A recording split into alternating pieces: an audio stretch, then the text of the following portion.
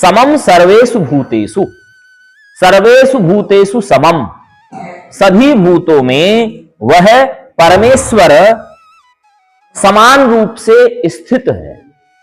और वह जो नाशवान जो शरीर है उसमें भी न नाश होने वाला वह परमात्मा उस मनुष्य को, कोई ज्ञानी व्यक्ति अगर यह देखता है कि इसके अंदर भी परमात्मा है, यह इसके अंदर भी परमात्मा का वास है, उसको परम गति प्राप्त होती है। समम पश्यन् ही सर्वत्र, यानी कि सभी मनुष्यों के अंदर जो योगी सभी लोगों को देख करके यह समझता है कि सभी जीवों के अंदर ईश्वर स्थित है और इस मृत धर्मा यानी मरने वाले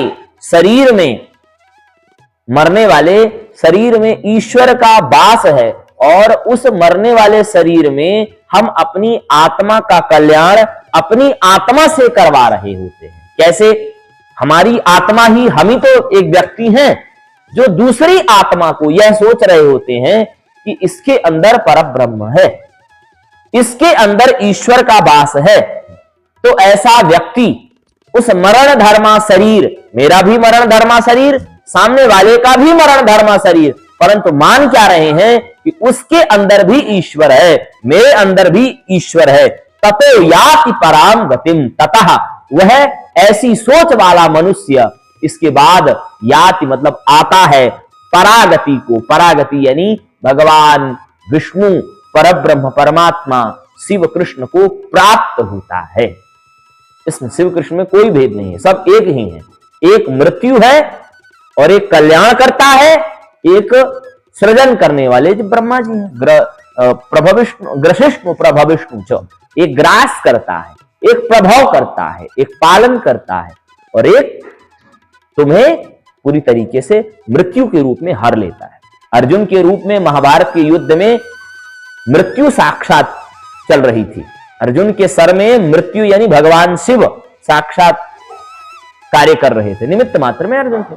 और भगवान कृष्ण भगवान शिव को उपदेश दे रहे थे। यानी 1 मिनट के लिए मृत्यु ने भी यह सोचा, इन हजारों हजार अक्षौणी सेना को मैं कैसे मारूं।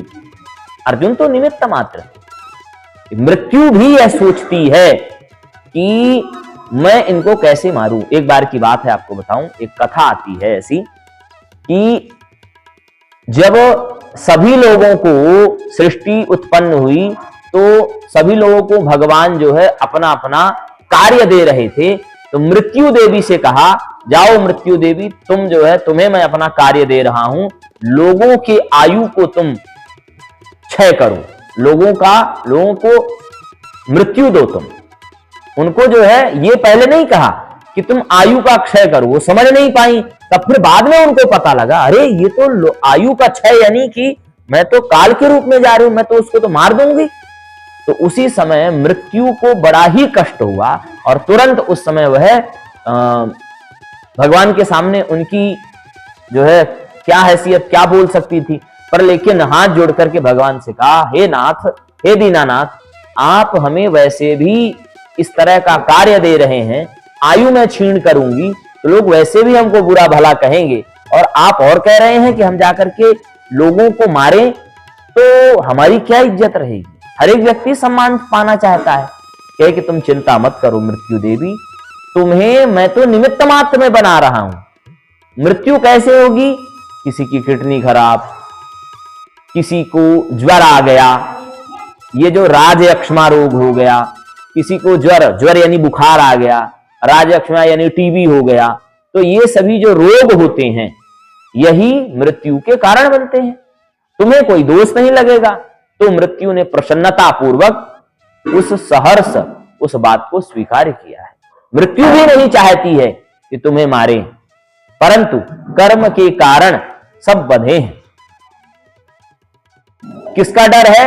सबके भयात सूर्य भयात चंद्र प्रभवति, भय से सूर्य और चंद्र निकलते हैं रोज रोज।